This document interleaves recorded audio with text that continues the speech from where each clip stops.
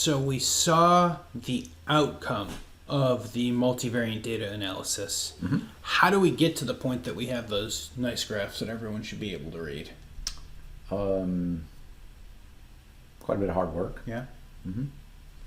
Yeah, and really, I think the magic is in the data prep. And this is why I harp on data quality, because I've done enough of this now that data quality is like a really, like big issue.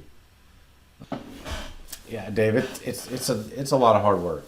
One of the things that we were very fortunate on this one in that the customer, this is why we believe in teaching. We've kind of shot the video on like teaching our customers to fish.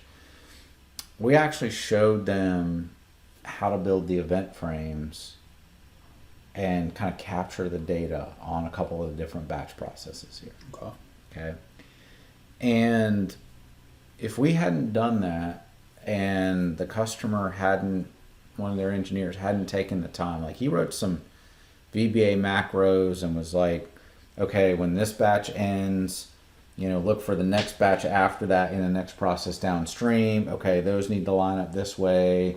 And then he was doing some averaging of data, in the continuous processes, a couple hours after that or whatever. So he did a tremendous amount of work in getting all the data lined up for us. Okay.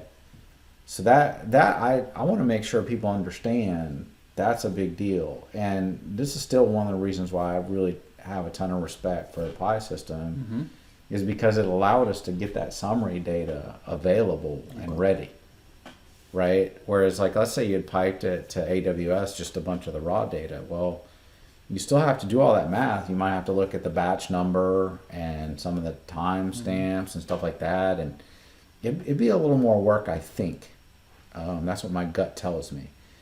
And I know we kind of talk about this a lot internally, is sometimes it's a disadvantage to do all that configuration on the server side, but then sometimes it's a real advantage. Here I thought it was an advantage, okay?